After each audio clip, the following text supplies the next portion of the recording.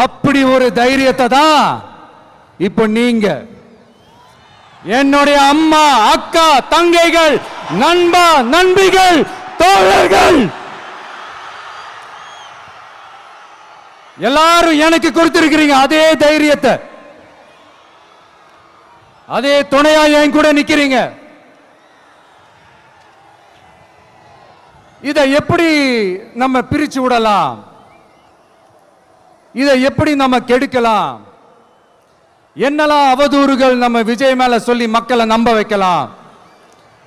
என்னெல்லாம் சூழ்ச்சிகள் நம்ம விஜய் மேல பண்ணி மக்களை நம்ப வைக்கலாம்? இப்படி சூழ்ச்சிகளை மட்டுமே நம்பி பொழப்ப நடத்துற சில சூழ்ச்சிக்கார கூட்டங்கள் இதை தொடர்ந்து செஞ்சுக்கிட்டு தான் இருக்கு. ஆனா அவங்களுக்கு தெரியாது, இது இன்னைக்கு நேத்து வந்த உறவு இல்ல. கிட்டத்தட்ட 30-33 வருஷத்துக்கு மேல இருக்கிற உறவு. ஏன், நான் சினிமாவுக்கு வந்தப்போ எனக்கு வயசு 10. அப்பல இருந்தே இந்த உறவு ஸ்டார்ட் ஆகி போயிட்டு இருக்கேன்னு அவங்களுக்கு தெரியாம போச்சு. அதனால என்ன பண்ணாலும், நீங்க என்ன ட்ரை பண்ணாலும்,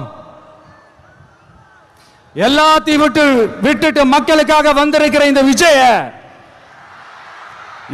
விஜய மக்கள் ஒரு நாளும் கைவிட மாட்டாங்க.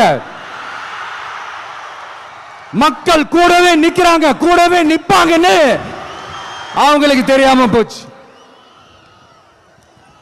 என்னப்பா நிப்பீங்கல்ல? உங்களை நம்பிதாப்பா வந்திருக்கிறேன். அதான் இந்த சத்தம் தாங்க வாழ்நாள் பூரா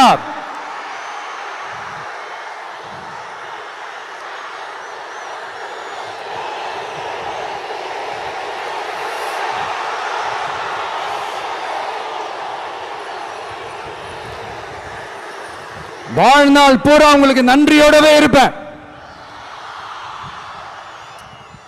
இப்போ நம்ம காளிங்கராயன் அவர்கள் அணையை கட்டுறதுக்காக பவானிக்கு போய் பார்க்கும்போது ஒரு இடத்துல ஒரு பாம்பு வந்து உட்கார்ந்துச்சான், படுத்துச்சான்.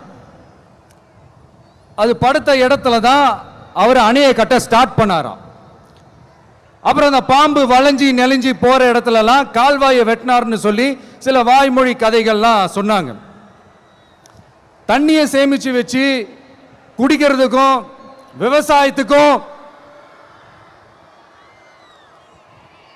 தம்பி கீழே இருங்க தம்பி.